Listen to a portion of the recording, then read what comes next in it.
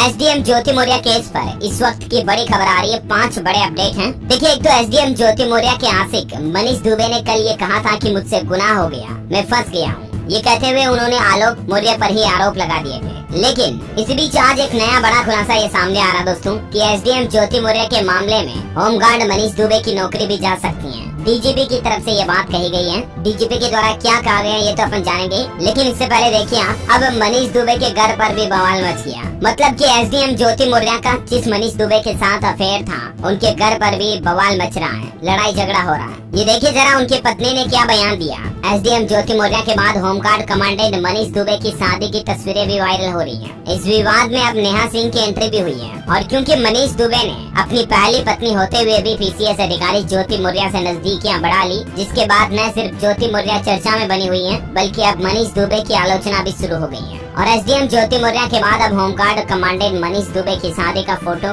और सर्टिफिकेट भी social media पर तेजी से वायरल हो रहा है। मनीष दुबे ने लखनऊ के अलीगंज स्थित आर्य समाज के मंदिर में 5 अगस्त 2021 को अलीगंज जनपद लखनऊ के रहने वाली तनु पारासर से शादी की थी। शादी के कई फोटो वायरल हुए हैं, जिनमें वह तनु पारासर की मांग में सिंदूर भरते भी दिख रहे हैं। इस दौरान उनके साथ में बैठे कई और लोग भी मौजूद हैं। और इसी बीच गायिका नेहा सिंह राठौड़ की प्रतिक्रिया भी इन मामले में सामने आई। आपको पता होगा इन्होंने एक गाना गाया था यूपी में काबा। तो अब इनका कहना है कि हमेशा लड़कियां ही चर्चा का केंद्र बिंदु क्यों बनती हैं। अगर ज्योति मौर्य पर सवाल उठ रहे हैं तो मनीष दुबे पर भी उठने चाहिए। गलती अगर ज्योति मौर्य की है तो आलोक मौर्य की भी है। जिस रिश्ते की शुरुआत झूठ से हुई हो, वह रिश्ता लंबे समय तक नहीं टिक सकता। देखा जाए तो अब ये गायिका भी ज्योति मौर्य का पक्ष ले रही है। खैर, मामला यही खत्म नहीं होता दोस्तों। एसडीएम ज्योति मौर्य केस में एक और बड़ा अपडेट आ रहा। एक तो ज्योति मौर्य के परिवार वाले झूठ कह रहे हैं ना, ये केवल और केवल शादी के कार्ड के बेसिस पे कह रहे हैं, राइट? क्योंकि शादी के कार्ड में आलोक मौर्य ने अपना पद थोड़ा अलग लिखवा लिया था। तो इस पर भी देखिए,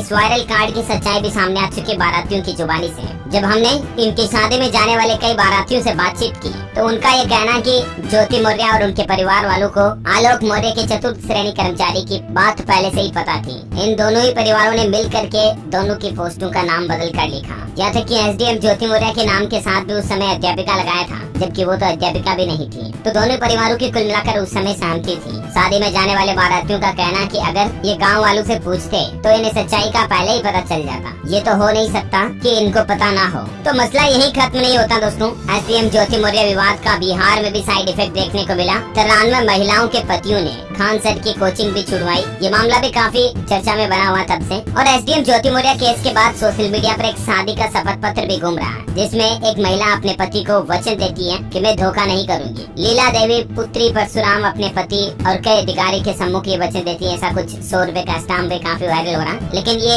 तस्वीर सही है या गलत है, इस बात की पुष्टि हम नहीं करते हैं। लेकिन देखिए, एसडीएम ज्योति मौर्य केस के बीच में चर्चा में आई आईएएस अन्नू कुमारी। ये कौन है अन्नू कुमारी, जो काफी चर्चा का विषय बनी हुई है? तो आपको बता दूं, सोशल मीडिया पर इन दिनों एसडीएम ज्योति मौर्य और उनके पति आलोक मौर्य के बीच चर्चाओं का बाजार काफी गर्म है। और इसी बीच आईएएस ऑफिसर अन्नू कुमारी अब चर्चा में आई, क्योंकि कुछ लोगों का ये कहना है कि ऐसे उदाहरण दीजिए जिससे समाज में अच्छा मैसेज जाए। दरअसल अन्नू कुमारी हरियाणा की रहने वाली है, जिन्होंने शादी के बाद न सिर्फ अपनी पढ़ाई पूरी की, बल्कि यूपीएससी सिविल सेवा परीक्षा 2017 में भारतीय स्तर पर दूसरी रैंक भी हासिल की। उनकी पोस्टिंग केरल कैडर में हुई। और खास बात पता है क्या, जब वो यूपीएससी सिविल सर्विस परीक्षा की तैयारी कर रही थी ना, तब उनके पहले से ही 4 साल का एक बेटा भी था। ऐसे में यूपीएससी एग्जाम की तैयारी के लिए उन्होंने अपने बच्चे को खुद से दूर 2 साल के लिए अपनी माँ के घर यानी कि नानी के पास भेज दिया। हालांकि जब अन्नू सिविल सर्विसेज की तैयारी कर रही थी, तब भी उन्हें काफी सुनना पड़ता था, ताने वगैरह। लेकिन सभी की बातों को नजरअंदाज करते हुए उन्होंने पूरे मन से यूपीएससी की तैयारी की और आखिर में सफलता हासिल की। वो भी छोटी मोटी नहीं,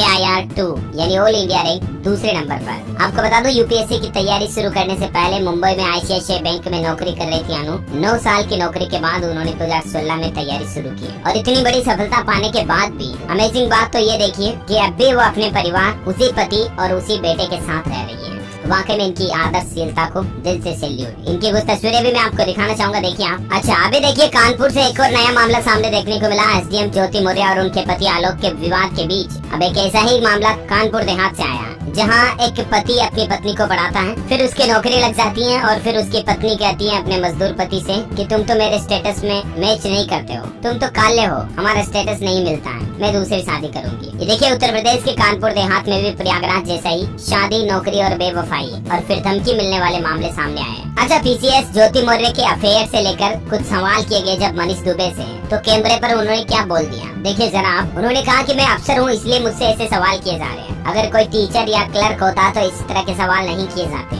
मनीष दुबे ने कहा कि ये हमारा पर्सनल मैटर है, इसके बारे में वो कुछ भी नहीं बोलेंगे। अच्छा, एक और बड़ी चौंकाने वाली बात तो ये दोस्तों कि अब इस मामले को राजनीतिक रंग भी दिया जा रहा है। देखिए ओम प्रकाश राजभर ने क्या कहा कि पुरुष करे तो रास लीला, महिला करे तो कैरेक्टर ढीला। विपक्ष के गठबंधन और विपक्ष की तरफ से प्रधानमंत्री के चेहरे को लेकर ओम प्रकाश राजभर ने कहा कि उत्तर प्रदेश की राजनीति में और देश की राजनीति में सबसे बड़ा चेहरा मायावती का है। खैर, ये राजनीतिक बातें चीजें करते हुए वो अचानक से ज्योति मौर्य और आलोक मौर्य के मुद्दे पर बातचीत करने लगते हैं और ज्योति मौर्य का पक्ष लेते हुए वो कहते हैं कि अगर पुरुष दूसरी शादी करे, पुरुष महिलाओं के साथ ऐसा करे तो उसे तो रासलीला कहेंगे, लेकिन अगर महिला करे तो उसका कैरेक्टर ढीला है, वो धोखेबाज है। इन्होंने कहा कि मैं ज्योति को खुले दिल से सपोर्ट करना चाहूंगा और ये कर भी रहे हैं। खैर, अभी तक जो दोस्तों ज्योति मौर्य से जुड़े केस के सारे अपडेट थे, लेटेस्ट न्यूज, वो मैंने आपको एक साथ बता दी। आपको क्या लगता है, क्या वाकई में ज्योति मौर्य सही है या फिर 100% गलत है, या आलोक मौर्य पूरी तरह से गलत है, या आलोक मौर्य भी थोड़ा थोड़ा गलत है और ज्योति मौर्य भी थोड़ी थोड़ी गलत है। वो कहते हैं कि एक हाथ से ताली नहीं बजती। कहीं न कहीं देखा जाए तो आलोक और ज्योति के बीच प्यार की गहराई में उसी वक्त कमी आ चुकी होगी